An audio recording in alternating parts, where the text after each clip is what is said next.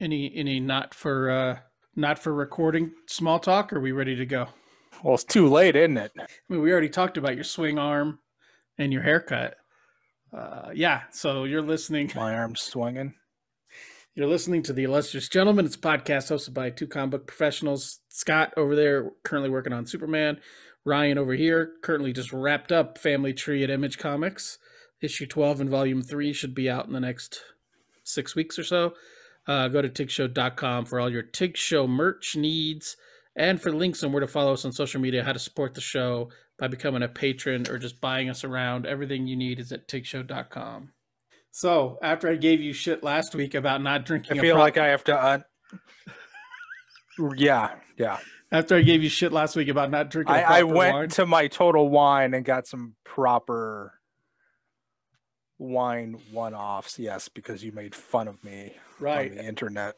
Right, and the funny thing is I'm back on beer this week because someone brought me beer specifically for the show, so I feel like I have to. When someone gives you free beer for the podcast, you got to do it. So why don't we start with you drinking wine out of a box like a true champ, like an Arkansas tin.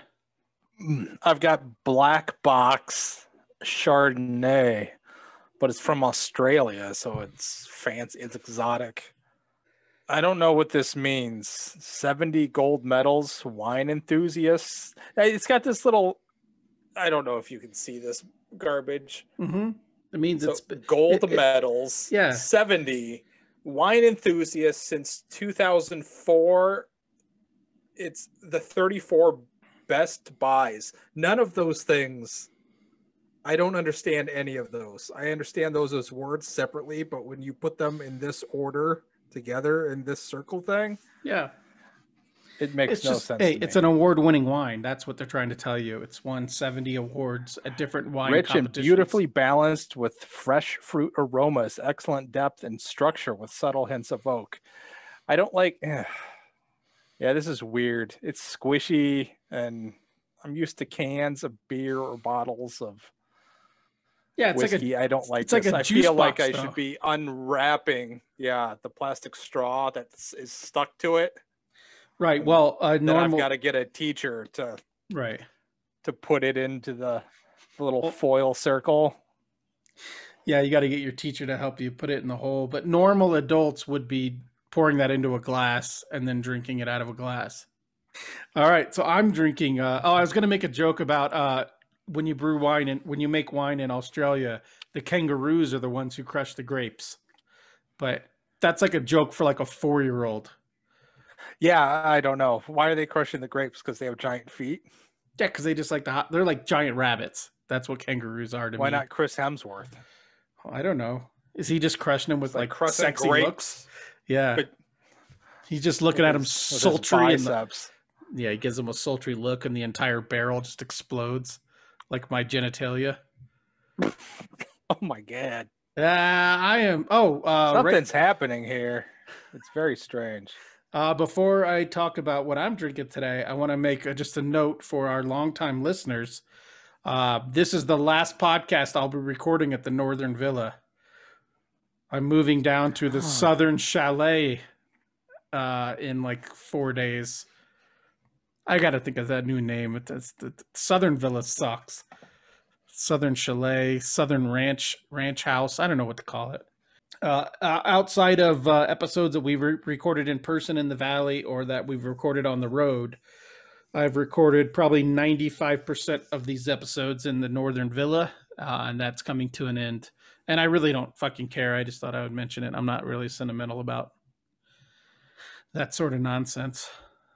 I'm dreading packing up my house that looks like garbage right now because there's boxes everywhere and just shit everywhere. As you well know, moving sucks. Luckily, I only have to move sucks. I got to move a house about a third the size of the house you had to move, so it's not going to be that bad. But much like you, I'm going to be doing 99% of the work by myself. So, that'll be fun. So next week I'll be in a great mood, I'm sure. But I am drinking a couple beers from Faction Brewing in Alameda, California, hand delivered to me by Stash Factory on Instagram. also known as my brother. But go follow his account on Instagram, Stash Factory. So these are, like I said, they're made in Alameda, California, which is Bay Area adjacent. And yeah, they're pretty good. I'm finishing up the 007 Pale Ale right now before I move on to the IPA. And I like that I used to not like. I used to think this is lazy and cheap when they just sticker the can. But if you're going to be brewing new beers every 3 months and not have like the same beers nonstop, I guess this makes sense because I think they're always turning over their choices, their options. So, anyways, Faction Pale Ale so far one of the better pale ales I've ever experienced. 5.8%, but it's super drinkable. It's not just like a wannabe IPA that's not strong.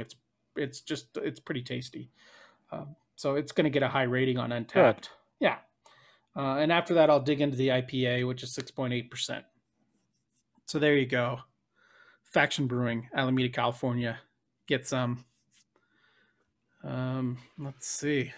What's next on my random note generator that I wrote something down like 30 seconds ago. Random note generator. Well, I generate them, but they're random notes. Like 30 seconds before we started chatting, I noticed that the Suns made the playoffs for the first time in like a decade, and I was going to ask you. Did they clinch? Yeah, and so I was going to ask you, nice. like, does that excite you at all? Are you going to watch? Are you more interested in maybe watching? Because apparently they have. I haven't been watching. I am. I've been watching basketball, but apparently they have one of the best records in the West. Yeah, they're a couple games out from first place in the West, something like that. Something like that. But yeah, it's fun. It's always fun to have like a local team make the playoffs. Like the only time I gave a shit about the D-backs was in 2001 when. Yeah, and it's exciting because they're so good. So it's not like they're the 6th or 7th seed, Right? It's just like whatever. Right. Yeah. It's like I'm over here trying to watch like Coyotes games because if the Blues tank and we go on a undefeated run, we could get in to face the fucking Avs. Right? Well, pretty much because the Blues have games in hands. But like I'm like haven't the Avs eaten their lunch all season? Yeah. So it's like I'm super excited for us if we get 4th, so we can get manhandled by the juggernaut that is the Avs, the odds-on favorite to win the cup in the first round. I don't know. Like right now, my game's not playing, and I don't understand what's happening, and it's upsetting me. But anyways, no. To answer your question, yes, I would watch Suns playoff basketball. # would watch. Yes, I # would watch if as well. If it's on broadcast television, because that's all I can watch live. So sure. Yeah, I think I can watch like TNT and shit, but I don't think I can watch it if my wife's awake because I think I've pushed the limit with Premier League football, with MLS, which she's already not on board with me watching MLS games. She's super on board with F1 because why wouldn't you be on board with F1? But I feel like I'm pushing the limits with sports with her. So if I tried to throw basketball in there, it might be too much. Yeah, I haven't paid attention.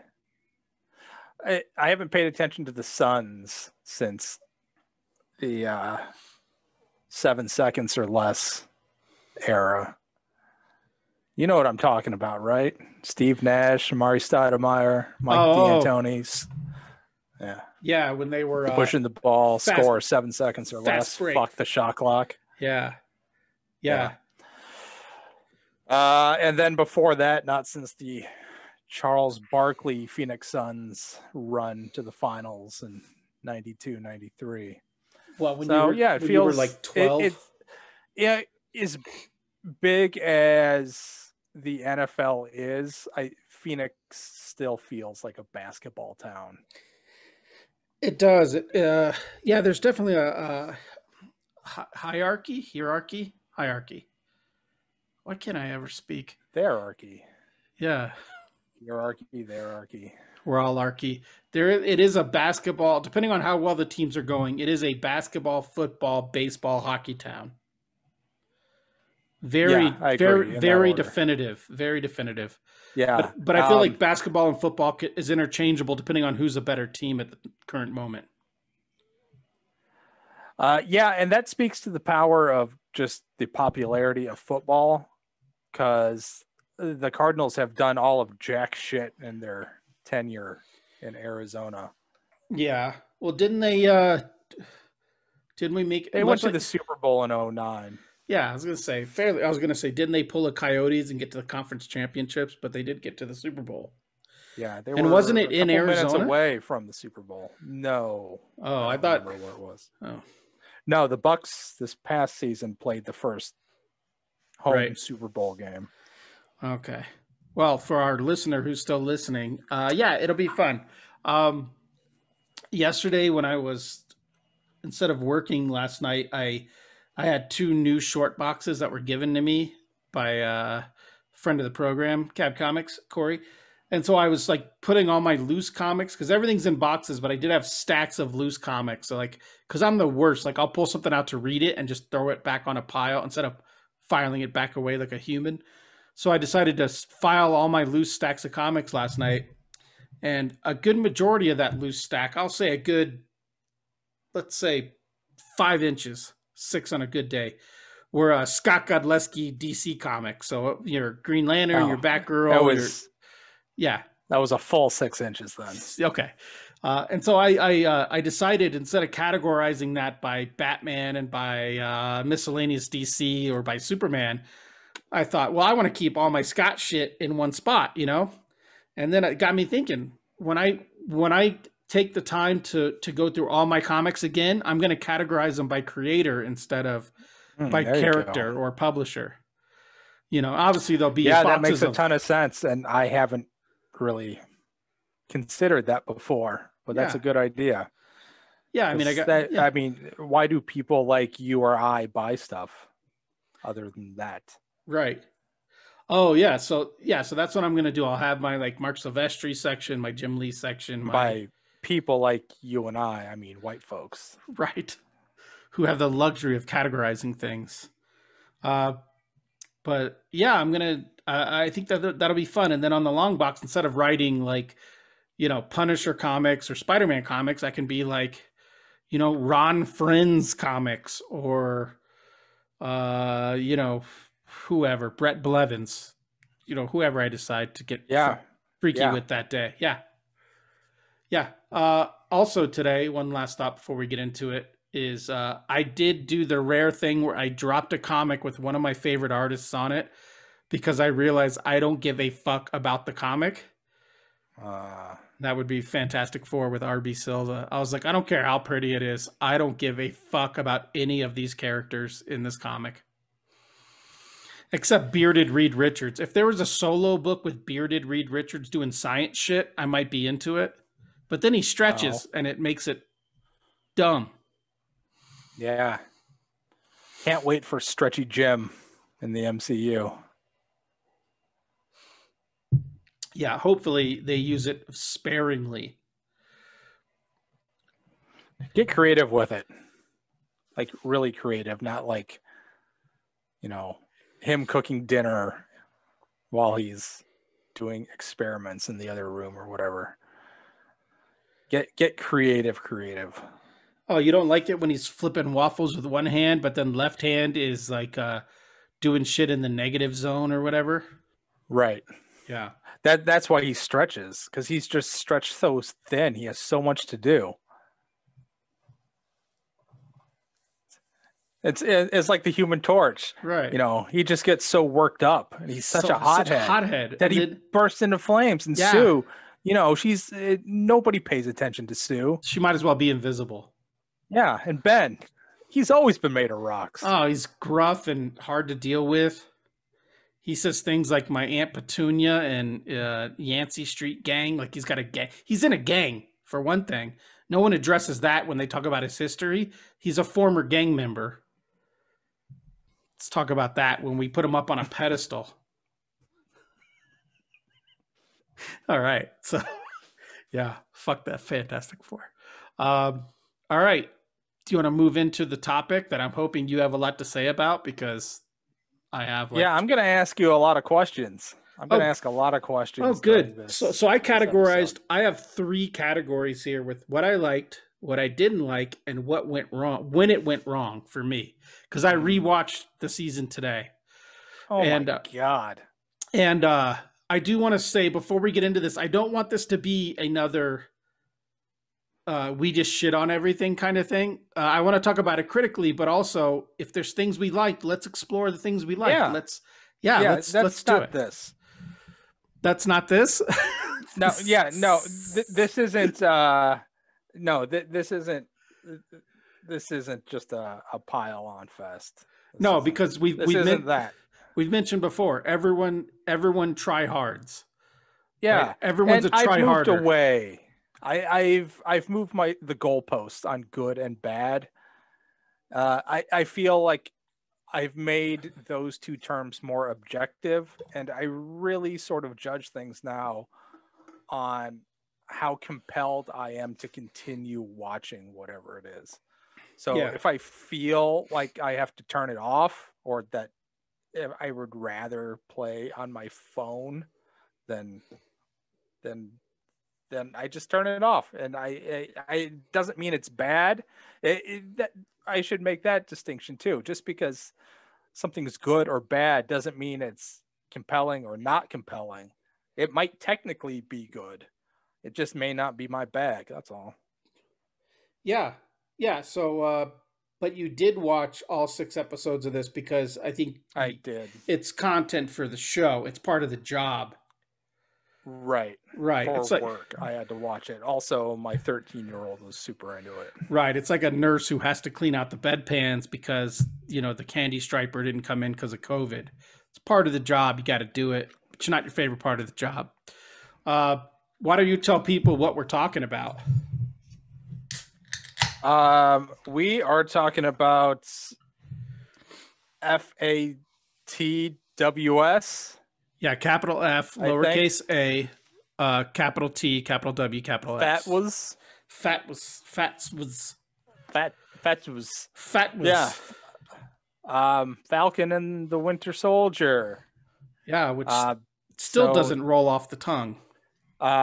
It's a 2021 Disney Plus original series, 6 episodes. I cannot tell you who the showrunner was. I should probably have that information. Yeah, I don't have it either. I think I don't have that either, but he's going to be. I'll Google it. He's going to be. I think he's going to direct the 4th Captain America movie. Okay.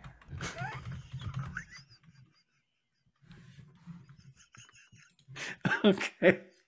All right. I hope he's learned some stuff. I don't know. Let's see. I don't want to. It doesn't matter. I don't want to. I don't. Malcolm Spellman. Okay. All episodes were directed by Kari Skoglund.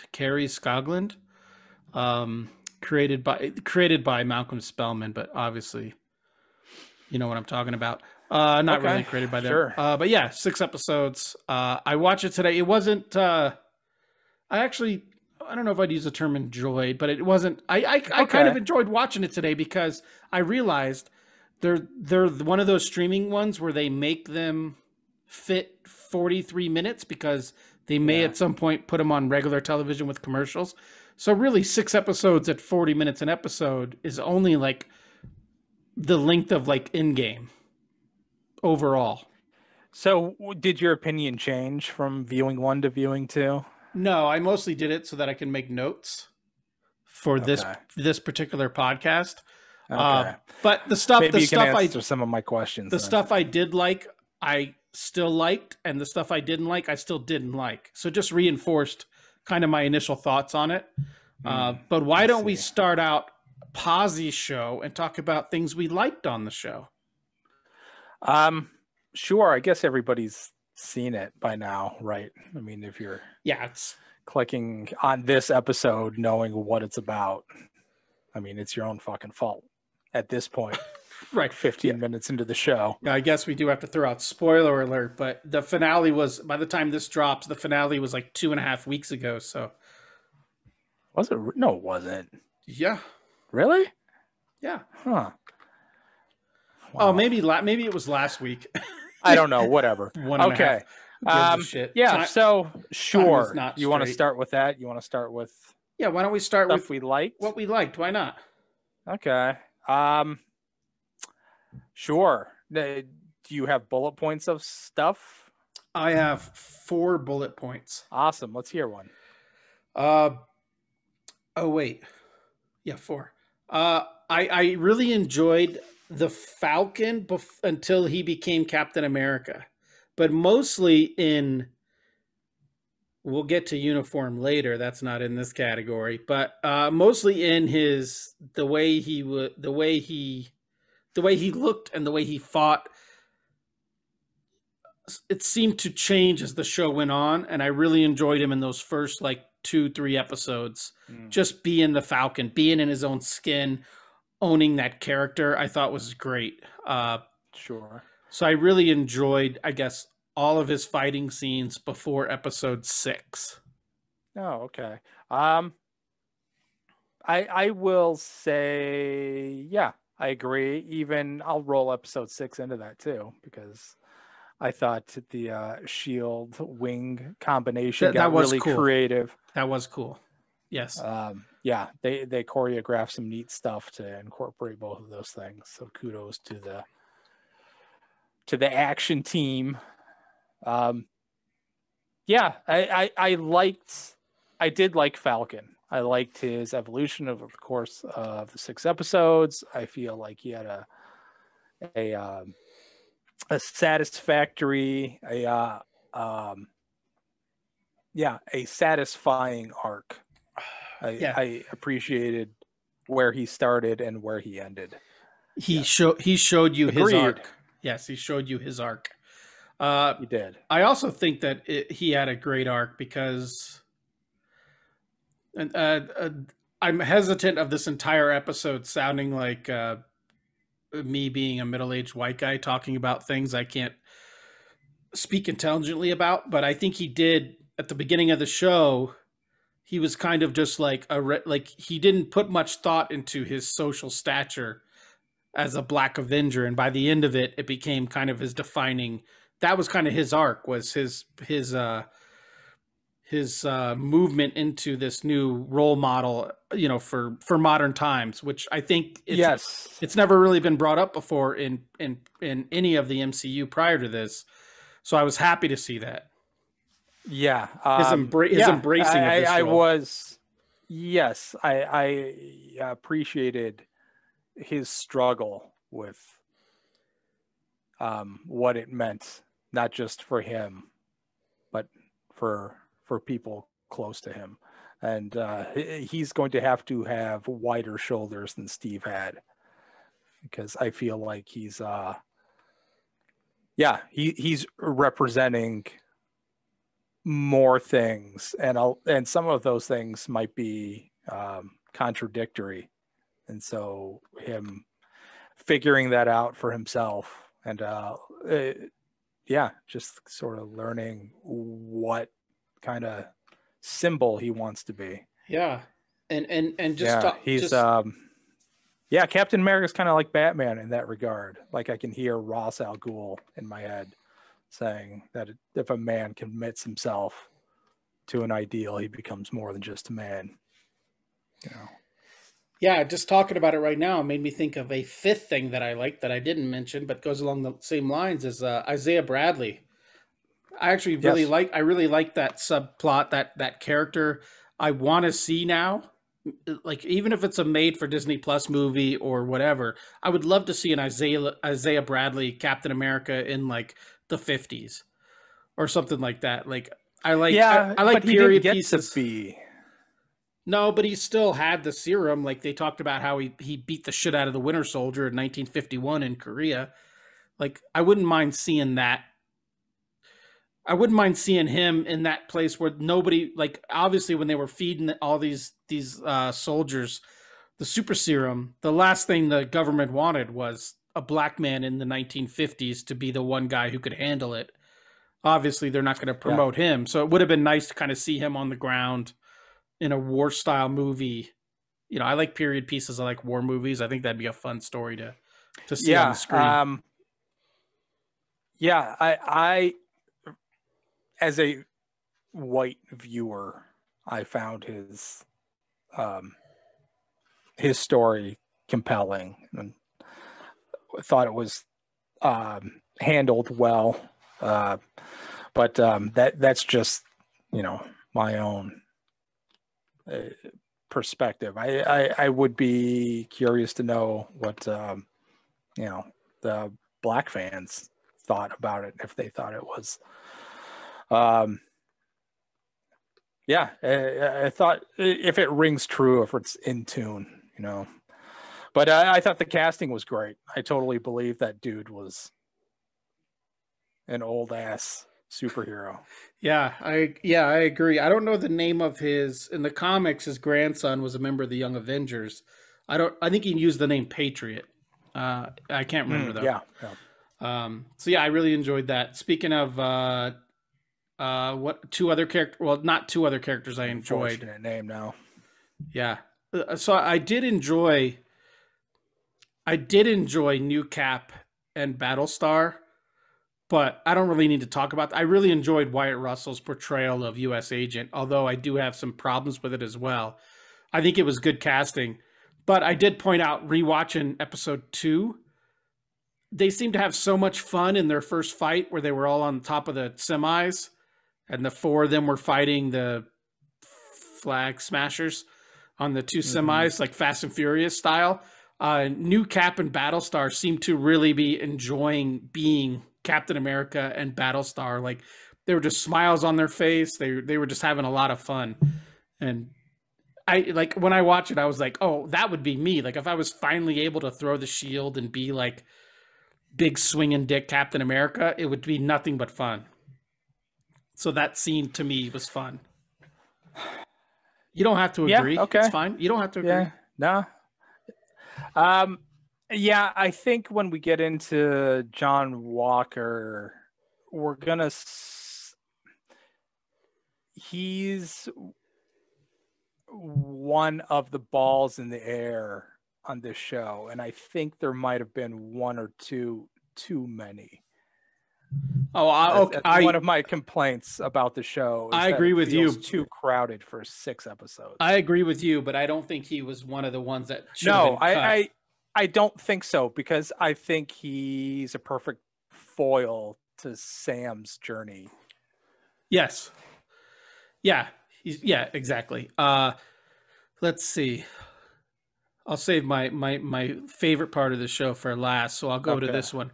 I did like the scene in I think it was the second episode, when they're at the bank and the banker's saying like, well, you haven't made any money. How do you get paid? And this has never been addressed in the MCU before, but it's something I think about whenever I watch a superhero show or whenever I watch any show. Like how do New Girl, how do those 4 fuckers own a floor, half of a floor in a building in LA? Like, so if superheroes aren't getting paid if Stark didn't set up a trust fund for every one of them, then if Sam should be getting paid as a contractor, a government contractor or a freelancer, right? But he doesn't say he is. He has no record. So what do they just fly on government? How the fuck are they doing things? Who pays their cell phone bill? I appreciate the scene on its own, but I feel like it's out of context. Another one of the complaints. I don't want to devolve into this. Not yet.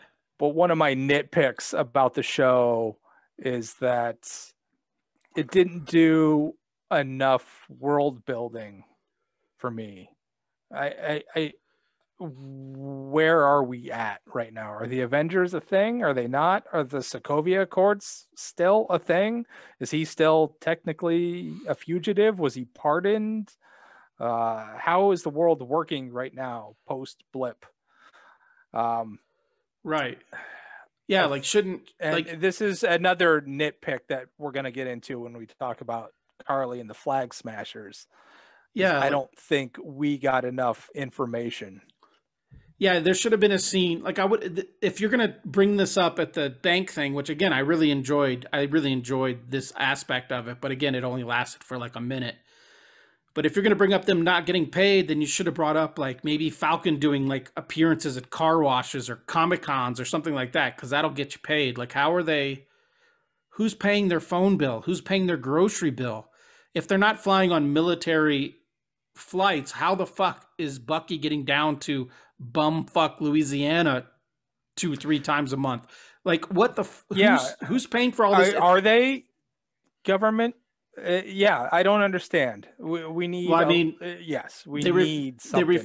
They refer to Bucky whenever he's on a base or whatever. They call him Sergeant, which would imply that he's getting a pension as a former soldier, which I'm sure is not true because he's a convicted serial killer. Oh, sorry, pardoned serial killer. But yeah, there should just be a phone call at some point to him calling like Pepper and just being like, "Hey, Pepper, I need to pay off my fucking boat. I expect the check. I expect the check tomorrow." Right? Like that should be the phone call, or whatever. It's weird. It feels nitpicky. Yes, but but its absence is distracting and detrimental. Right. Yeah. So something that I thought I liked, maybe I didn't like it so much, but I will talk about my favorite part of the show real quick, and then I don't know if you're going to agree with me or not. Oh yeah, is this the last bullet point? And it might make me. It is, and it might make me. No, I'm not even going to go there. My favorite part is the Winter Soldier. I've Wow. ever since he came out, ever since like Captain America 2, I've been a fan of Bucky, and I think he is super charming in this. I like his arc, his redemption arc. I enjoy actually. But mostly I like it when he's just in the moment and current. I think he's the more natural. He's the most natural actor in this environment. I think like everything seems really easy for him. Yeah, I just really like Sebastian Stan. I really like Bucky. I like the look of the arm. I like it when he was like on the plane and he was like, "Fuck, there's no parachutes." He's like, "I gotta take this." Like he takes his beatings, and I like that. Like he's not all super heroic and he can't fly and shit. He just can hit things and land on things. And then awkwardly run fast. That's a problematic. But other than that, I like him. I like his wisecracking. I like his, I like it. Sure. He likes, I don't he likes agree. Asians. Who doesn't like Asians? He likes Asians. I thought he got short shrifted in this series. Yes. Which I'm okay with because this was Sam's show. But then you save his arc for the second season. Oh, so his redemption arc should have been more the second season, is what you're saying? Yes. Yeah. I don't feel like it was earned. His place at the end, I don't feel that. Yeah. They addressed him in episode 1 and episode 6. And in between, he just punched people. Yeah, I can see that. I guess I just find him irresistibly charming and handsome. So I'm a big fan of the Winter Soldier. I don't know. Okay. It felt like Sebastian Stan was sleepwalking a little bit. I didn't find him engaging, and which is fine because Bucky hasn't really been that character. He hasn't been super charming, charismatic superhero guy. So I wasn't expecting him to be, but I was expecting some sort of presence. And what he was giving me, I didn't feel like I didn't feel like it was appropriate for where he was on his journey. All right. Well, it worked for me. I have a specific moment, or I guess a specific episode where I think the season lost it. Because I remember we were talking about this on our group chat, and the first couple of weeks I was like, "Oh, it's good. You got to watch it. It's good." And then a certain episode happened, and I was like, "Oh shit, maybe this is gonna go off the rails and not continue its streak." Give it to me. For me, that was episode 3. It had so many elements that were unnecessary. This is the whole show runs together for me. Well, I got notes. Episode 3, Zemo, Madripoor, Agent Oh. 13. You could take all three of those things out. So, in a show that should have focused here, let me read my notes. In a show that should have focused solely on new Cap, and a villain, you need a villain. So I agree. The show should focus solely on Falcon, but I guess both new Caps because I really did like John Walker. Why throw in like a Zemo and Madripoor and Sharon Carter and all this shit like I don't know. It's a show that doesn't need them fighting Galactus, but it also needs them. It was too much. It needs them fighting. Distracting. It needs them more than fighting dudes in like leather jackets and shitty hockey masks, but it doesn't need a Galactus level threat either. But this whole episode was just like filler, like a whole battle. I understand a lot of this was reshot. We'll get into that later in the show. But to go from like a Madripoor dance party to like let's just hang out in a bunch of shipping containers, like it just all Zemo ruined this for me. Zemo. And if it's going to be Madripoor, you better have some fucking mutants up in that shit. You better have like Wolverine or somebody in there. I don't give a fuck. I hated episode 3. Despised it. I think it's terrible. They dress up like they go undercover. Like you're in a fucking Avenger. How can you go undercover as anything? You know, you've been on the night. Was this the Dancing Zemo episode? Yeah. Yeah, I don't get the love for Zemo that everybody else is spewing. No. It's the only part that sticks out for me. I think it was in that episode is where I think Bucky called him the most dangerous man in the world. Yeah, maybe Zemo, and I don't understand. Where are you getting this? Well, he turned Captain America and Iron Man against one another. He's a master manipulator. Oh, that's it. Yeah, he's like a 14-year-old girl in middle school. No, they're setting him up. They're going to use him somewhere else. I understand that's what this was. But he was one, unnecessary, and two, for me, unwelcome. I didn't enjoy him at all. I think Daniel Bruhl is a fine actor, but this was not the same Zemo that was in Civil War. That was a dude that was full of grief and vengeance. He wasn't some fucking super genius. He wasn't, whatever he's supposed to be. He's like Hannibal Lecter or something in this show. I don't understand. And then the Royal Guards from Wakanda showing up. It was another unnecessary wrinkle. Then they show back up in 5, 6, whatever, something like that. Basically they show when up. They take him away. They take him to the raft. Right. What? Well, the raft is a thing. It's in the Marvel comics. Right. But they show up in episode 3 to kill him. Why don't the raft people show up then? Yeah. Right. What? I don't understand. Right. They're like, you turn him over to us so we can kill him. T'Chaka. Yeah. So if you're going to show up, then take him back to Wakanda and lock him up or execute him or something. Right. What the fuck are you doing here? Yeah, I don't like this episode 3 introduced Zemo, Madripoor, Sharon Carter, and the Wakanda Dora Malaysia, I think they're called, or something like that. No disrespect to any of those 4 locations and or groups of people, but it was completely unnecessary. None of it was necessary. All of this was to get like a tiny bit of information. It just seemed like it's all fan service. Episode 3 is all fan service. Like, people love Wakanda. People love Zemo. Yeah, it was a hey, remember the MCU episode? Yeah, so that's when, to me, it first kind of started. It was on one rail at that point, and then episode 5 happened, and it went completely off the rails for my personal tastes. So yeah, to me, that's where it went wrong, and I don't like any of those aspects of the show. Agreed. Yeah. All right. Yeah. Well, And yeah, I don't know what's going on with Sharon Carter.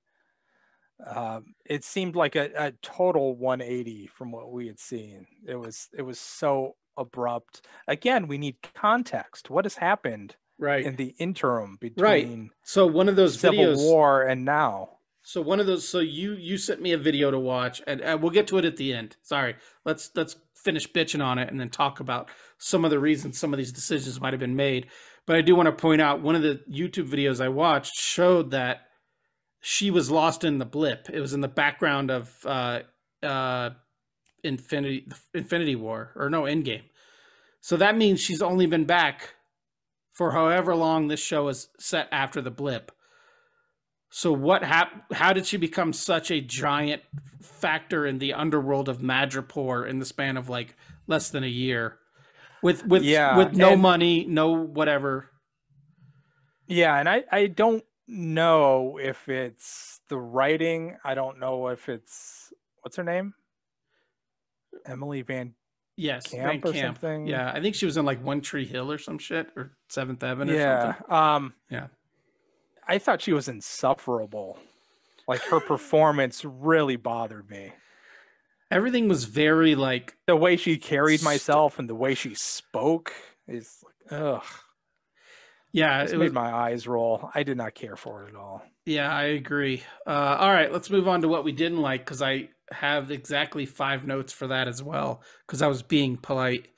Um, Number one for me, and maybe the thing that really like if there's a thing where you're getting frustrated when you're trying to draw a page or you're trying to work on something, and you finally just throw your fucking pencil in the air and you like fuck, I'm done.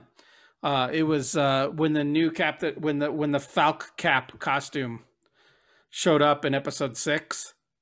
And this is one of those things that I think this really suffered from being too faithful to the comic books, because it looked almost exactly like the Rick Remender Carlos Pacheco redesign that I saw in the Remender Stuart Eamon and Captain America series. It's very very faithful to that, but in motion, the heavy white looks terrible. White leather looks terrible. It was ill fitting. It was chunky. It was clunky.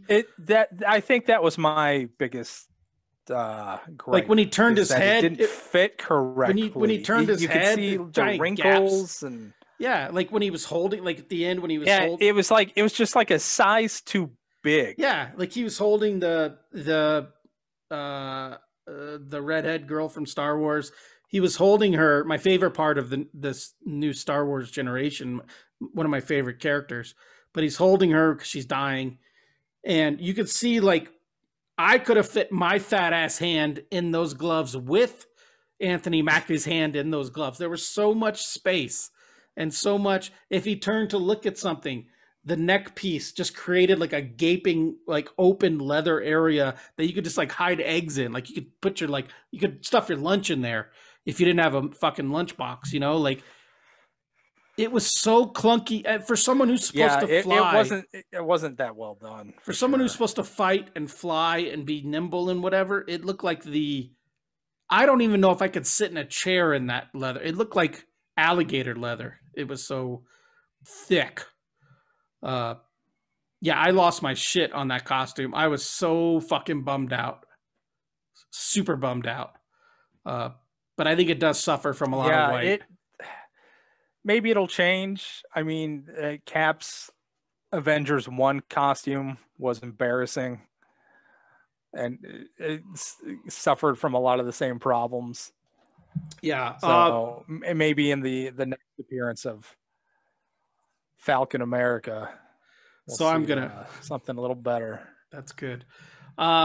I'm going to give a shout to the Patreon again. So when you're listening to this, if you go to patreon.com/super75, I made a post. It's going to be public, where I redesigned that costume. Nobody gives a shit, but I designed what I would have done had I been the character designer on the show for the Falcons, because I found it personally offensive. But I'm done talking about it. It's weird. Because it plays so well on the page. Agreed. It's one of those Did not translate well. yeah, one of those instances where you need that you need that thing. You know, it's the raised webbing on the Spider-Man costume, or you know, whatever else. I can't think of another change that they've made. Yeah, the thing that has worked, but I'm sure there've been 100 of them.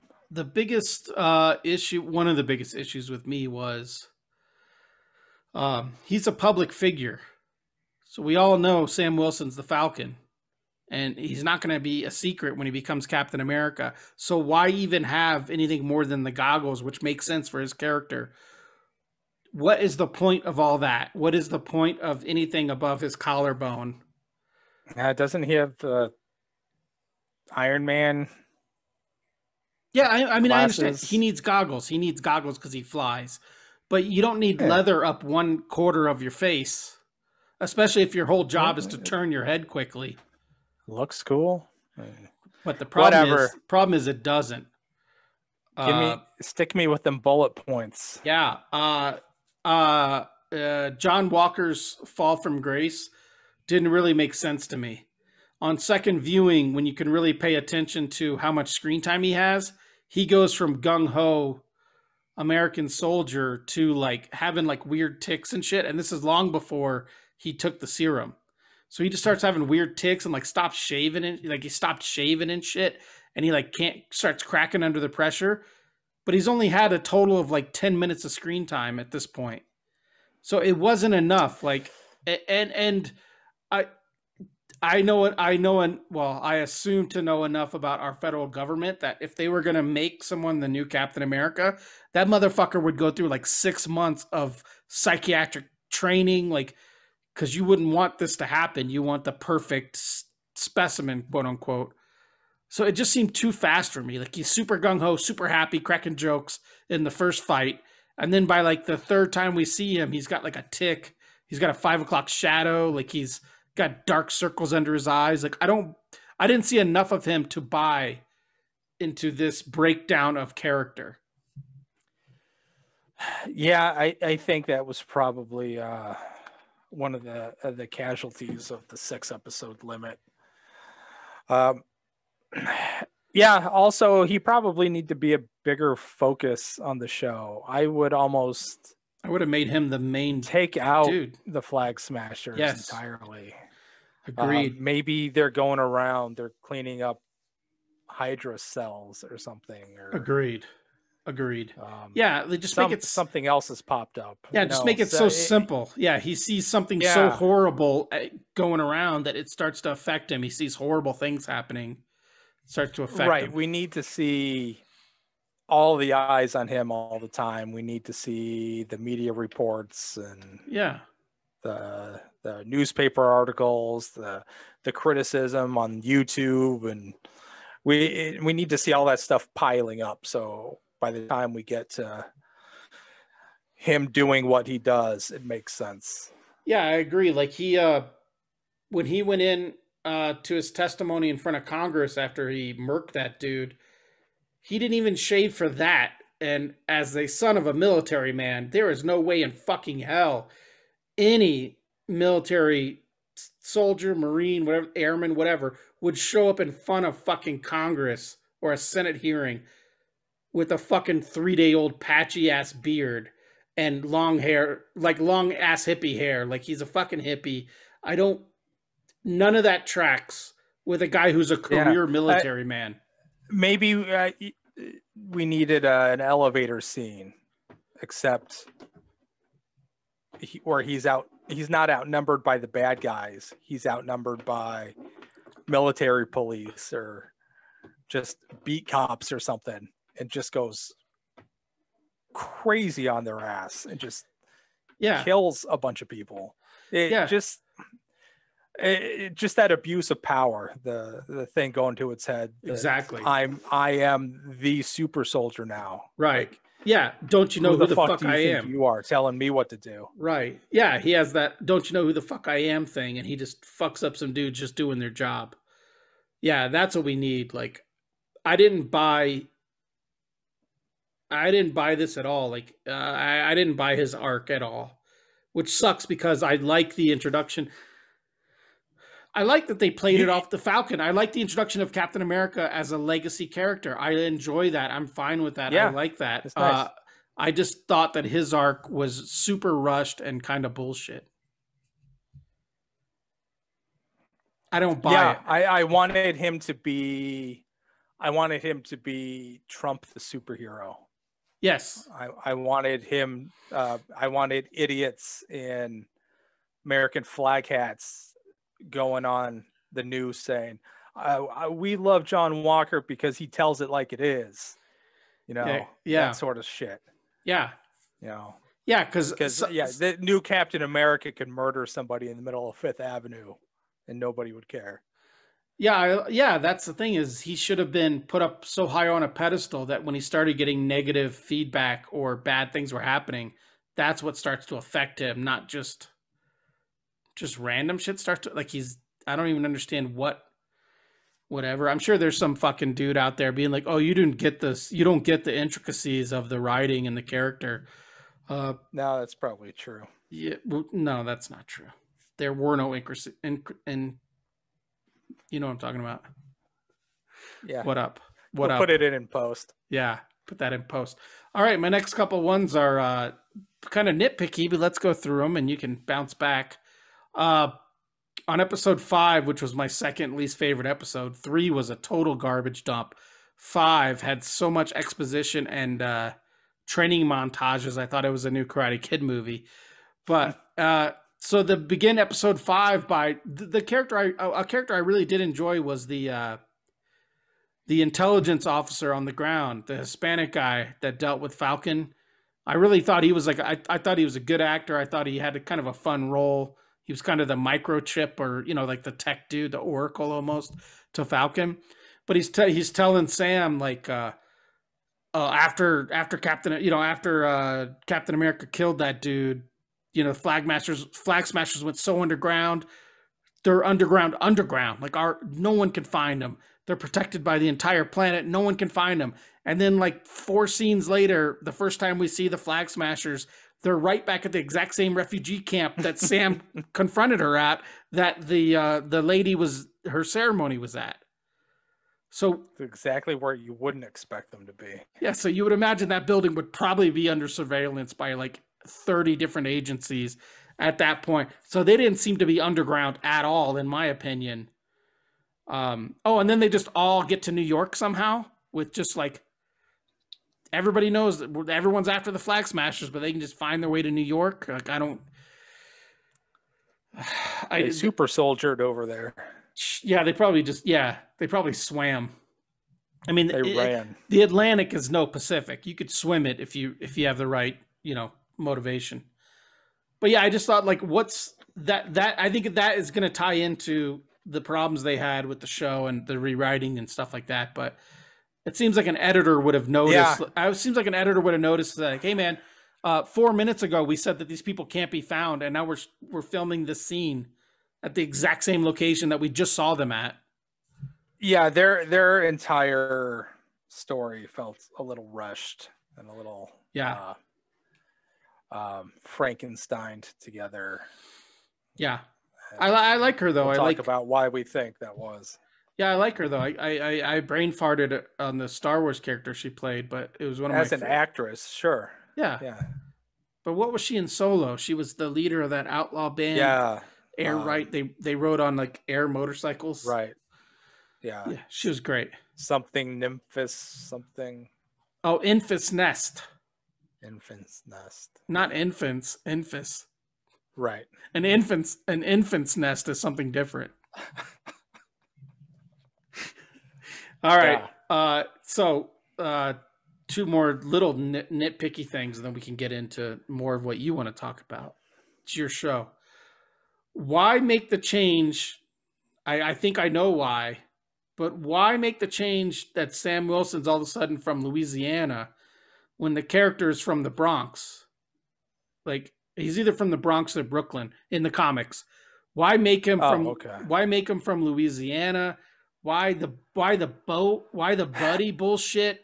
My first thought is they filmed the whole show for the most part in Georgia. Yes. So they're like, hey, let's go to the coast Yes. because it's cheap. I think that's the part. Yes. And then part of it is to make him a Southern black man in the South.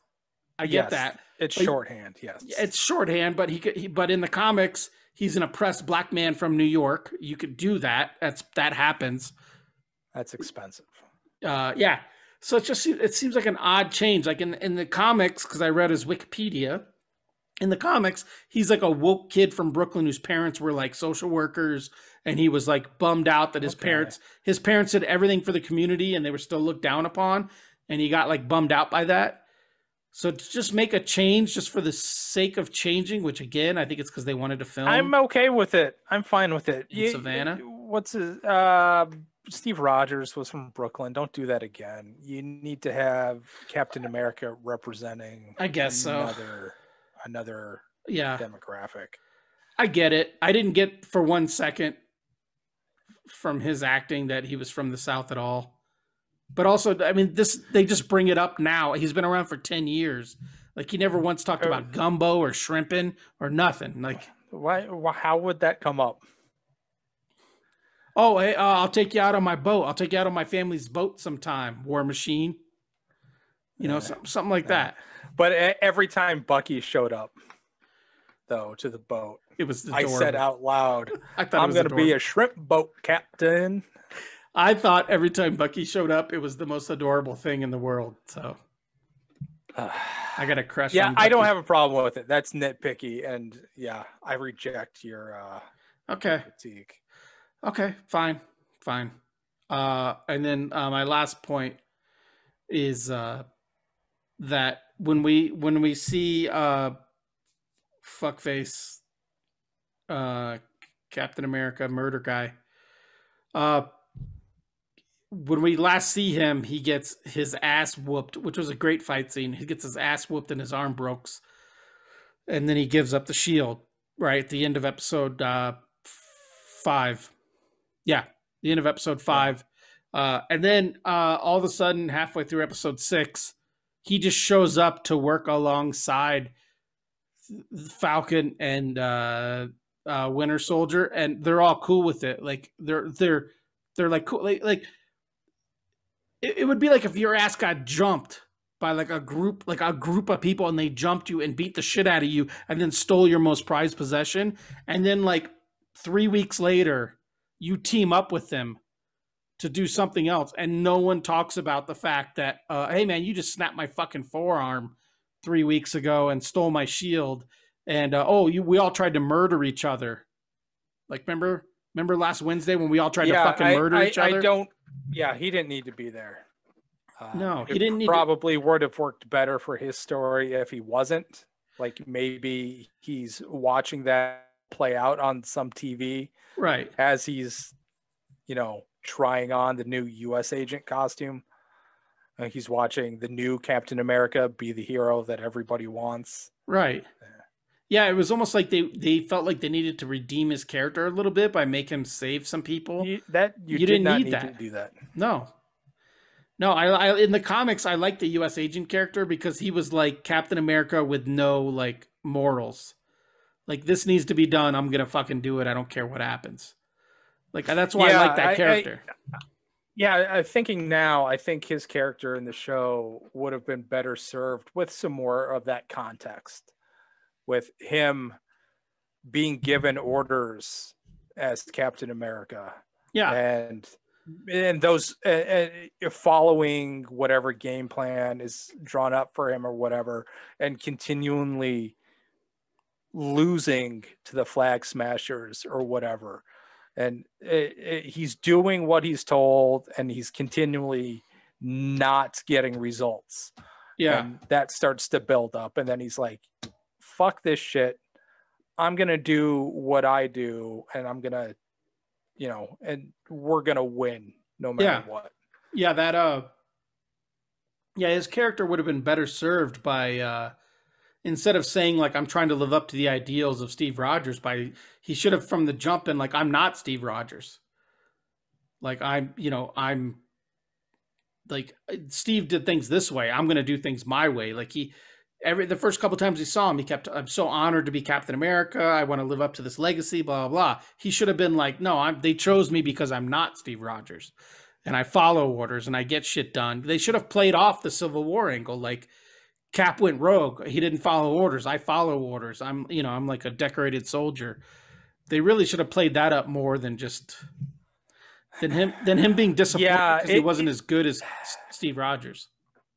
Yeah, it's also sort of a weird premise, them just giving this guy the shield. I mean, they're actually sending him into combat and stuff, which is strange to me. Shouldn't he just be like a recruitment tool, just like a talk show circuit? Right, but guy. Yeah. Also, they're sending just a dude into combat with that moniker who's not a super soldier. I mean, they could have gotten James Rhodes to be the new Captain America. They could have gotten, there's other people they could have reached out to if it was important to be the Captain America. Like, yeah, it's weird to choose a dude who doesn't have any powers to take over the Captain America thing. But you're right. He should have been a recruitment tool. He should have been what Captain America was at the beginning of the first Avenger. Right. Or on the flip side, I don't know, you make a new super soldier and you sell him on this idea that he's going to be the next great, tool of truth, justice, and the American dream. But you do have that, you do create that public persona and you give it to somebody else. Yeah. And he goes around on TV and he's doing all the things. And, this new sort of children's TV Captain America is getting all of this adulation. But the guy that they promised was going to be, the new right hand of America is more like the Winter Soldier. He just set in to do all of these awful things. I don't know. No, I agree. There were more interesting ways to do this. Yeah, his character. They didn't choose any of those. His character was. There were many ways to go with that character, and I think they went with the most obvious and least interesting version. Yeah, again, it's just another casualty of the 6 episodes. There was like 3 seasons worth of stuff in here. Yeah, but nothing had room to breathe. I was thinking if you take out the Flag Smashers and you take out Zemo and you take out the Wakandan Guards, this could have been a tight 4-episode season. It could have been a tight 4-hour. Oh, I would still keep it at 6. Yeah, but just focus on the John Walker, focus on the Bucky Falcon relationship, which I enjoyed. Focus on that kind of stuff. All the extra stuff just added extra bullshit. Like I said, episode 5 seemed like a filler episode where he's just training with the fucking shield and shit. It felt like a bottle episode, and you normally get those in shows that have 20 episodes a season.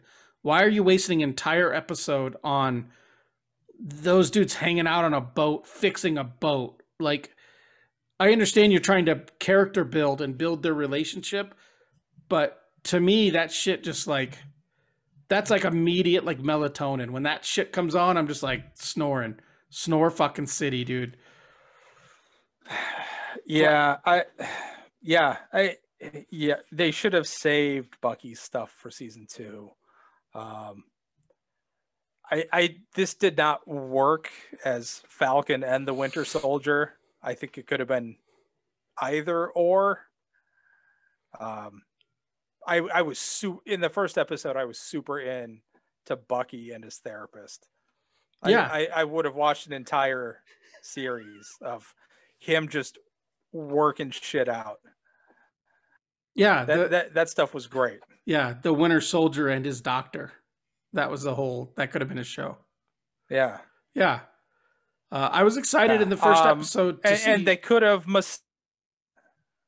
Sorry, go ahead. Yeah. No, go ahead. See what? I was excited in the first episode to see War Machine. Say they could have. Oh, for fuck's sake! What? Yeah, War Machine. Yeah.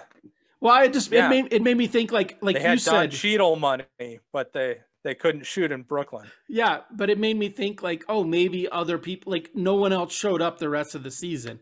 You didn't get like a Clint Barton with his mohawk throwing baseballs around, or you didn't get a Captain Marvel sighting or anything like that. You just got a War Machine because out of costume. Yes, because they had an extra mil to throw Don Cheadle's way for 30 minutes worth of work. Yeah, I don't know. It's so funny, these sort of solo adventures. You have to do this balancing act of it needs to be worthy of, Thor's attention, but can't be big enough to have people asking, why aren't all of the Avengers here? Dude, you would think a dozen super soldiers running around Europe might bring a few more people. Actually, today, when I was watching episode 6, that takes place in New York. My first thought was, where the fuck is Spider-Man when all this shit is popping off? They didn't have Tom Holland money. He has a relationship with both of these characters. It would have been funny to bring him in. They didn't have Tom Holland fuck you money. They didn't do it. But they might have had they not had Daniel Bruhl money and Emily Van Camp money and Dora Milaje money and Madripoor money. Then maybe they could have done 5 episodes and had Spider-Man show the fuck up because it's happening in New York City. Yeah, have Spider-Man rescue the van at the top of the construction site. Yeah, exactly. What a scene that would have been when it stops falling, and instead of it being the Falcon or U.S. Agent, and whenever, because it happened twice in the span of one episode, they both stopped it from falling. What if it would have just been a web, and then you don't even need Tom Holland. You just need someone Tom Holland sized in the costume, and then you need voiceover. That would have been that would have been money. I get it though. His story's kind of up in the air with him being outed at the end of Far From Home, so we don't know what's going on with that. No, I hope in the next movie there's a scene where he's watching all this unfold on TV, and there are a dozen other. But he can't. Doctor Strange could have shown up and just ended everything in 2 minutes. Yeah. Where the fuck is the Hulk? Oh, he's out in space, isn't he? Isn't he on a space romp with Thor? Oh, I do have written down here. I don't know if it was addressed in the show. I was only half watching this entire thing. But where is Cap? They keep talking about Cap's gone. Yeah, he should still be. He should still be alive. No, he should still be alive as an old man, right? Yeah. Are they just? Does he have instructions? Does he disappear? Does he not want to be, a part of anything? Do they think they're respecting some unspoken wish by not involving him? Or, well, I think as far as the a discussion between Old Man Cap and Isaiah Bradley would have been compelling. Yeah, obviously they didn't have Chris Evans fuck you money because he ended his contract on the last movie, but I think the public is supposed to assume that he's dead, but we know he's not dead. So why not like a voicemail? There should have just been a voicemail of an old man yelling at Sam Wilson when he gave up the fucking shield. Should have been saying like, I didn't give that shield to a museum, you motherfucker. I gave that shield to you, you son of a bitch. Like, again, context. Yes. We need. Yeah. I feel like in the show we're only ever looking at parts that are directly within our line of vision. We have no idea about. Again, the context is super important. Where is all of this taking place? How is it taking place? When is it taking place? What are the rules of the world right now? Well, yeah, I don't understand. How long after Endgame does this happen? And that's, I think, the biggest problem with the Flag Smashers is that I don't get it. They just, it's just a throwaway line. Right. All right. They want to take things back to how they were during the blip. What the fuck does that mean? Yeah. So one more thought, and I'm going to toss it to you to talk about the theories and the stuff, the YouTube stuff we watched. But in WandaVision, which apparently was supposed to be released second, and this was supposed to be released first. But in WandaVision, they at least address it. Like 6 weeks ago, or not 6 weeks ago, yeah, 6 days ago, she showed up, stole the vision, built this reality. It's been a week. So you can assume it's probably been 2 weeks since the end of Endgame, or maybe not. Maybe she stewed for a month or two. But the lack of clear time span after everyone blipped back into existence, I think is a problem because yeah, you need to know how long this has been brewing, the flag smasher shit, or how long did Sam Wilson, him and Hall, on should I take the shield, should I not take the shield? Did Captain America, did old man Rogers give him the shield and he immediately decided I'm going to turn this over to the government, which is a fucking horrible idea, by the way, especially if you're not currently enlisted. You don't give them shit. But it's like, I want to know, has it been 6 months? Has it been a year? Has it been 2 years? Like what? Especially when We need. Endgame ran rampant on a timeline. The entire premise of Endgame involved a very specific timeline. To then have the two post end games, the beginning of phase 4, just be thrown up in the fucking air timeline wise. I saw a tweet where they Yeah. talked about the MCU has fucked themselves in continuity the way comics have fucked themselves in continuity. And I think Uh, that's dead on. yeah. Initially, I wasn't a big fan of the blip, but it does present a lot of interesting storytelling opportunities. And this was one of them. I mean, I think if you're going to do this, then you open the show during the blip. Show me Carly and show me what her life is like, how much it has improved since half the population disappeared. That, her and her family have been pulled out of poverty and things are things are better. Right. There's more housing equity and world hunger is not a thing. Or Right. Like wouldn't show me what it is that she's fighting for, yeah, like because we never see it. like the way that there's Trump flags in our world, wouldn't there be Thanos flags in their world? Like Thanos was right. Like if you give 100% of the resources to half as many people, everyone's going to prosper. Like, wouldn't that be?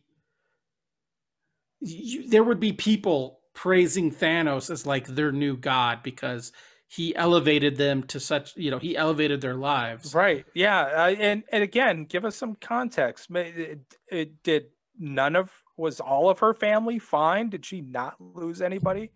Are things super keen? I mean, I Yeah. I I don't. Yeah, No one. it's the, it's like comics, it's film, it's a visual storytelling medium. The old adage, show don't tell. We don't get it shown to us, and the tell that we do get is so unsatisfying that it really taints everything that comes after it, because I don't understand what she's doing. Yeah, nobody in this entire show, none of their motivations were explained. No decisions that I they don't get it. made, no decisions that they made were justified or explained to the viewer. It was just more. It Yeah, was I just don't get it. more. It was more MCU. Like people will love this shit because people loved the costume that I hated. People loved Zemo. People loved the Wakandan guards. People, it's like it's been fucking like what 15 years since Iron Man. More than that. What 2008, something No, like that. 8. Yeah. Okay, so it's been like 13 or 14 years since Iron Man, and fucking comic dorks are still blowing their wad whenever something from comics shows up, no matter how shittily it's done. Drives me nuts. But yeah, we're running long. So why don't you talk about, because a lot of this came up from you watching Uh, this video to explain some maybe some of the decision making with the flag smashers and shit like that. Yeah, and today I saw something again on YouTube where there was some article where Marvel had confirmed that the show had been rewritten in post, but they didn't acknowledge any pandemic storyline. But it really feels like there was something else. I think part of my frustration with the Flag Smashers, aside from their objective not being entirely clear to me, was that something had been written out, some part of their plan or their intention had been written out of the show. I think it was in the first episode on that fight scene you're talking about where they're robbing the trucks on the freeway or whatever. Second episode. Yeah, whatever the fuck that was. They mentioned that they were stealing vaccines. And that was the only time it came up in the show. It's like, vaccines for what? What's happening? So yeah, I just happened to see this video from Nando V Movies, who also has a podcast, mostly nitpicking, which we are doing a lot of here. Where he makes the case that that this pandemic storyline is what was initially pushing the show. Something had happened maybe in the interim, in the blip. And there were enough vaccines for everybody, but then half of the population of the world came back, and oh fuck, all of a sudden, there's a shortage. That would, I guess, maybe explain the rush to get a new Captain America out there, but that doesn't really hold water either. But yeah, watching the show before I had seen this video, I had that thing just, it's like your story sense goes up. It's like there's something's not here. It feels like they're dancing around a hole, and it feels very conspicuous, but I can't put my finger on it. And I think that's what it was. I think it wasn't just about going back to the blip. And I think the video that Nando does points to one specific thing. I think I don't remember what episode it was in, but the Flag Smashers go to some safe house, right? And this guy, just sympathizer guy, lets him in. It's like, oh, my wife made it up for you. There's new sheets and everything's clean. And in the video, he's like, I just got hung up on this one word, clean. It was just so strange. And then you go to the vaccines that never get mentioned again. The Carly's mentor lady that dies of tuberculosis. That seems like maybe how is that wasn't how is that MCU worthy tuberculosis death? Yeah. It feels like maybe she was a casualty of whatever this was. And, well, they also, so jumping in real quick, I don't know if it was that video or one that was recommended on the sidebar that I also watched later, but that actress is you don't get that actress to do a non-speaking role. Like, she's an established actress who's been she's been in a fair amount of shit. And I just saw her in what did I just see? Oh, she was just in the HBO Perry Mason series. She had a decent role in that. Like, so you don't cast an actress of that. You don't cast someone who's doing like third on the call sheet HBO Prestige miniseries shit to just lay there and not speak.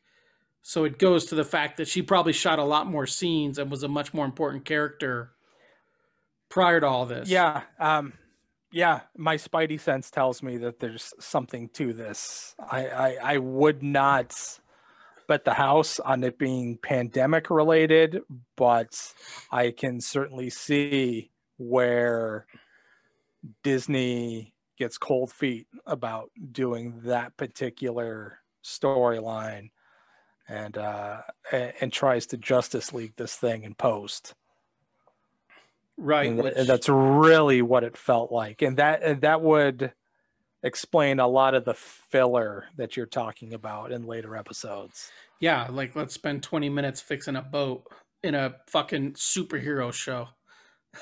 Again, I don't need to see them fighting Galactus, but I also don't need to see them fixing a boat and then the main villain of the show, if you don't count US Agent as the main villain, if you count the Flag Smashers as the main villain, I don't need to see my brightly colored superheroes, which is what Falcon Cap is, fighting a chick in a black Jason Voorhees mask and a leather jacket. You know, like it seemed like that seems too street level for them. That's shit that they shouldn't be dealing with. Like there's real don't Yeah. get me And started on the power broker bullshit, which is all off screen and 80 yard and nonsense. oh, yeah. But it didn't it seemed like it seemed ridiculous when you watch that final fight scene when they do have that super rad thing of him planting himself with his wings and taking the brunt with the shield, which I thought was super fucking cool.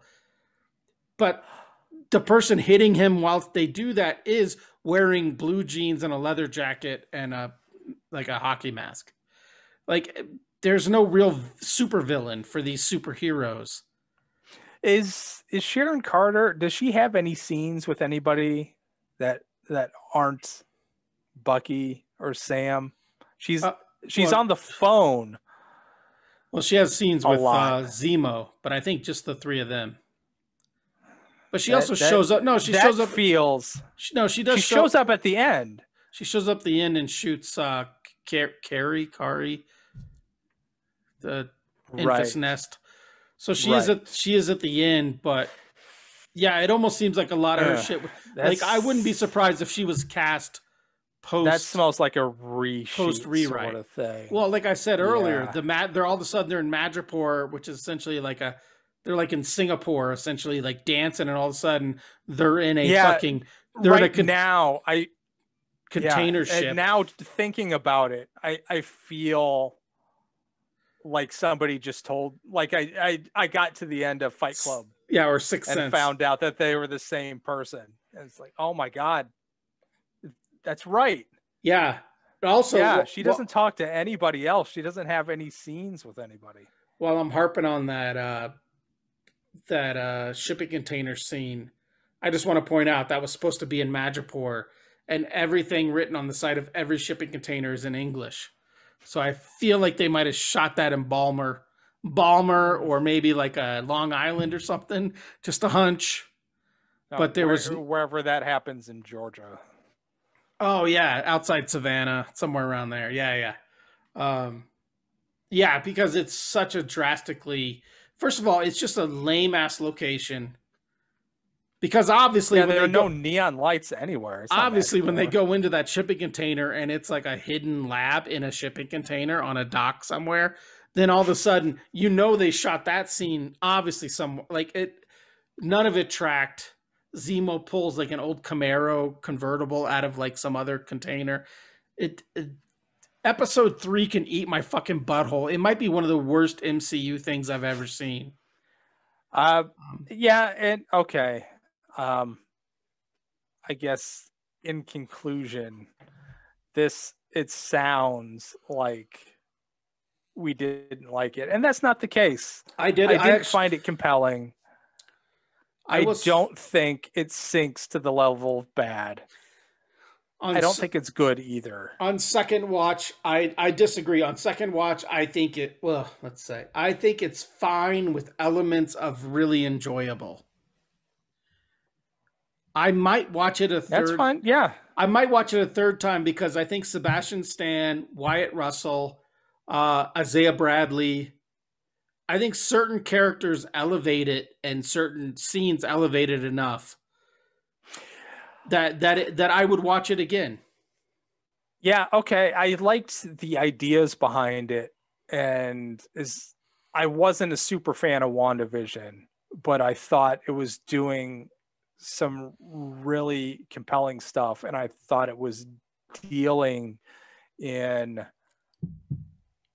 concepts that were really intriguing, even if it didn't execute them the way that I would have. Right. I feel like it was more focused.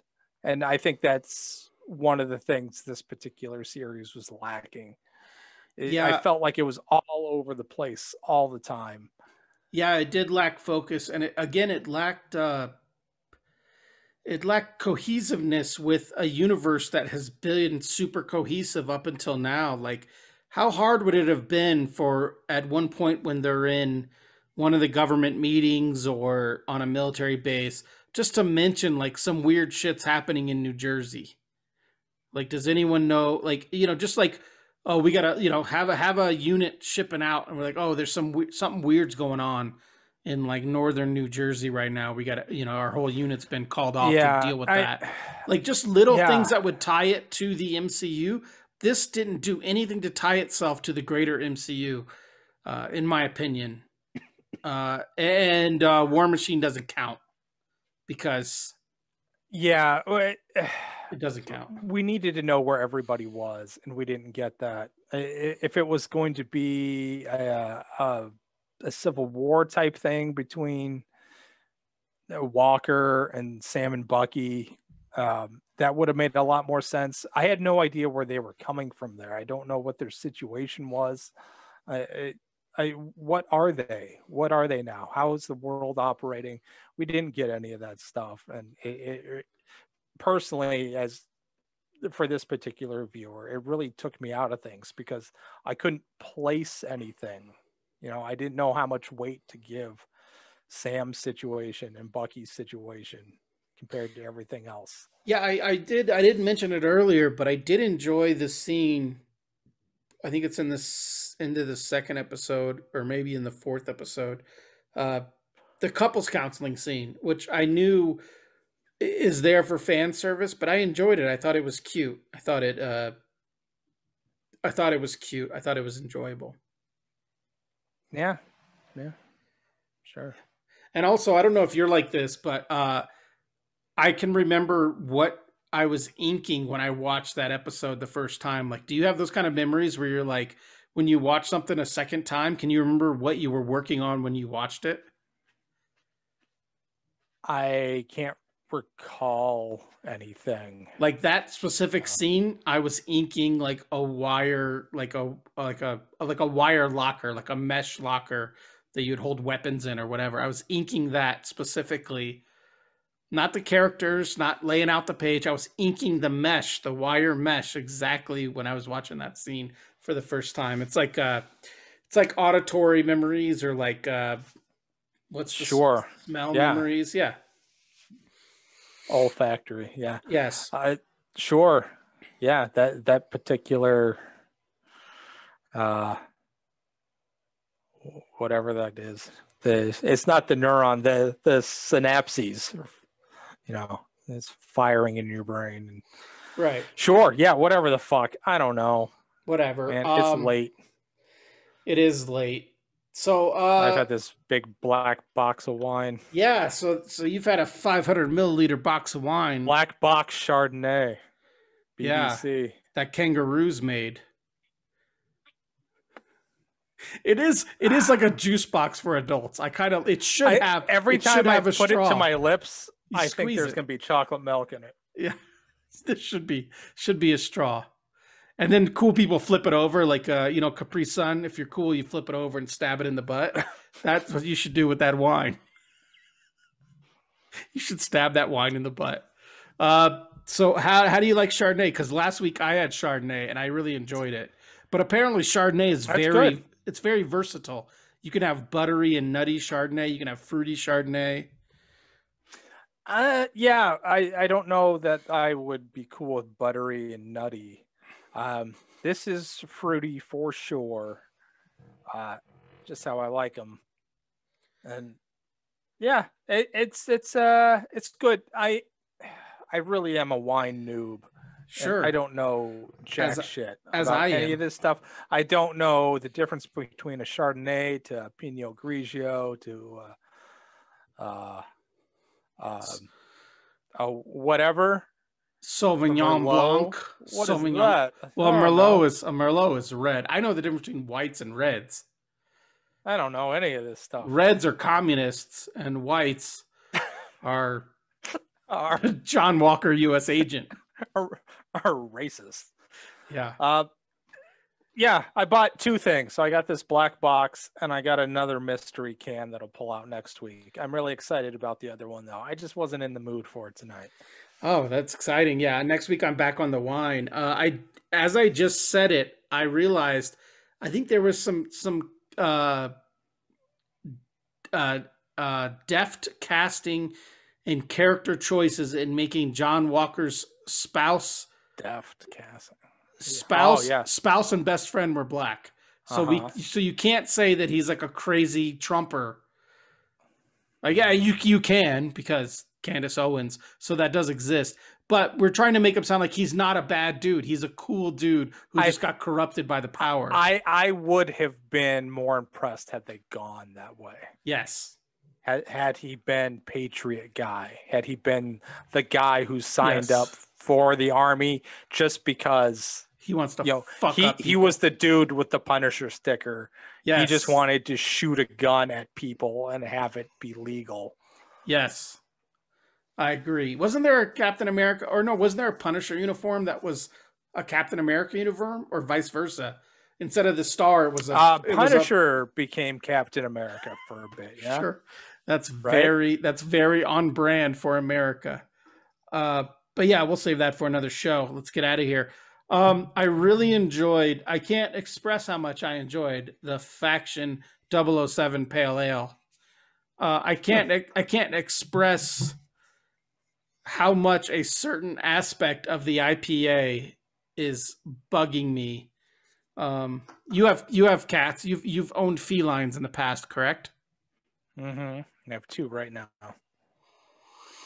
The first whiff of this Faction IPA. Sorry, Stash Factory, but I guess you didn't brew it.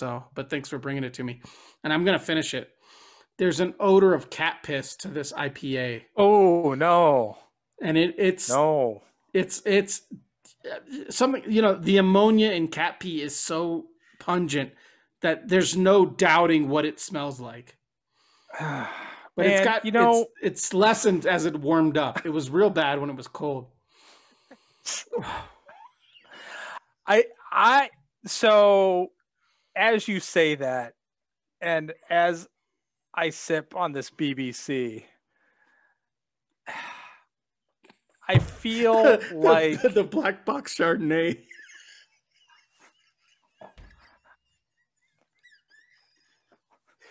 Yeah, as you choke down the last of that BBC. I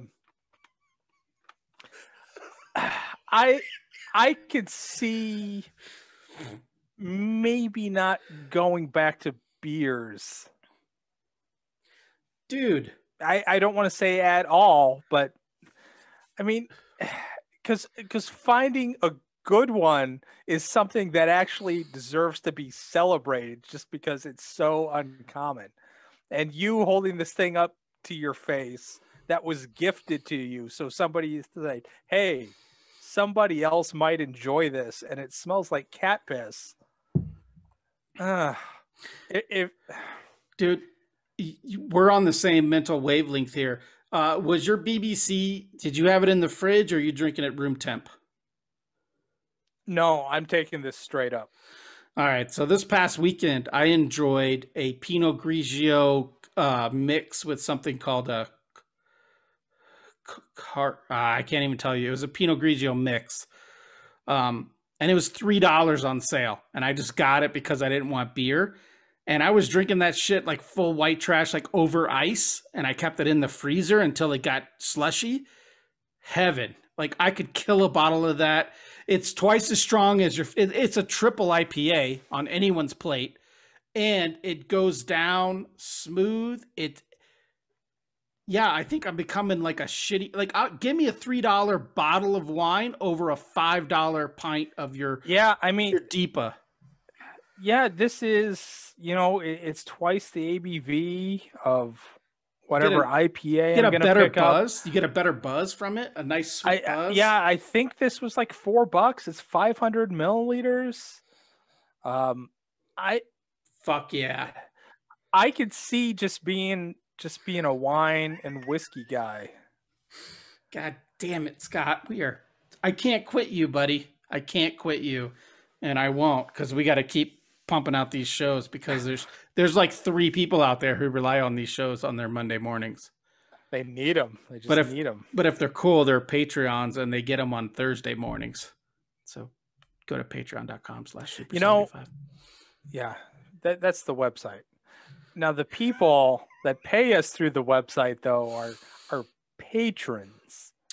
Yes, it's not. I didn't create the website Patreon. No, the website is Patreon. Yes, but if you give us money on the website, then you're a patron, right? Right, but you're not a Patreon. The website's Patreon. Dude, look, I got a half a cat piss IPA in me, on top of other stuff. Yeah, I normally I wouldn't mention it, but I got 500 milliliters of BBC in me right now. All right.